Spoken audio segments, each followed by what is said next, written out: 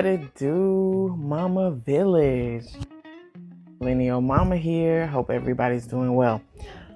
I'm still taking out my braids, but I had to come to you and share just how I was feeling. This week has been a very exciting week, emotionally, I guess you would say. Maybe there's another word, but like mentally, and just things are happening. Like I said in my last video, the repatriation process is being accelerated, and I'm super excited about that. And it's more of an emotional, mental journey at this point than anything else. In order to plan and make arrangements, one has to really get on board with the, what I said, unconventional, with the idea that life is not predictable. Let me just start by saying that. Life is not predictable, and I just had to reach a point. I'll tell you how my process has been going.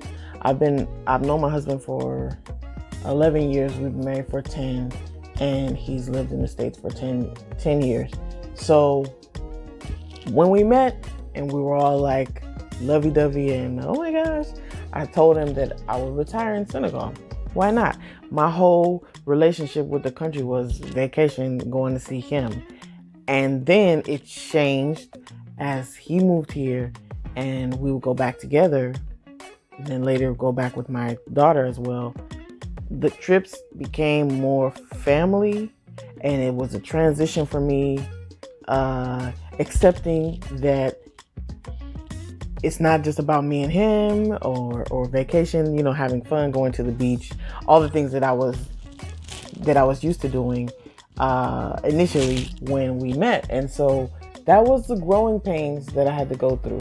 Then as you get to know family and friends and so forth, the culture, you learn more, you stay with the family, you learn, okay, this is why this is this way. I think coming from the States, whether you admit it or not, we all have this superiority complex that is being imposed on us, and we impose it, on others as a result. And so subconsciously, way back in your mind, the traditions and customs that you're not used to, because of where we come from, our initial response, the way we react off of fear when it comes to the news media and just in general, like all that is contagious. That negative energy is contagious. I think someone talked about it when they compared, I don't know if it was Michael Moore, but he was comparing Canadian news and other news media to the US, and how we try to make people scared. Oh no, it's the way we talk. You can turn on the news right now and it'll say, is coffee killing people?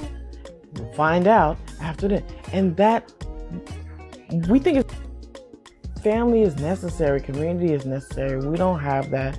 And that's why I'm so excited that we accelerating the plans.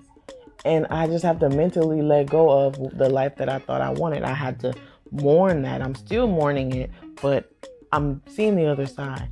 We have to mourn the piano lessons that I thought my daughter was going to have here, and mourn the sports team, volleyball club, whatever that I thought she was going to have, the high school prom. Maybe, just maybe, I'll make her have a prom over there. Maybe I will put her in sports over there. Maybe, who knows, maybe a neighboring country has a better sports program for such and such and such. Maybe she's not even interested in. Hi guys. So I finished taking out my hair, and I was checking my video, and I noticed that some of the stuff I was saying was cutting out.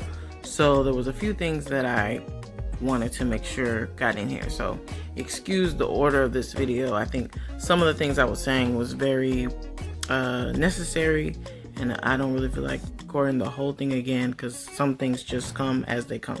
So, but my whole gist of what I'm trying to say is we have to let go of what we think life is supposed to be and what was fed to us about what we're supposed to expect.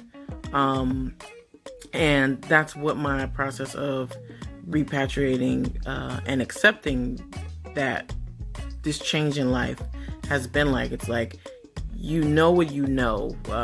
You live, you have kids, you join the PTA, you retire and you die and you get buried in the cemetery across the street or whatever. And all those things that we assume, these fireworks, oh my gosh, scaring my poor dog.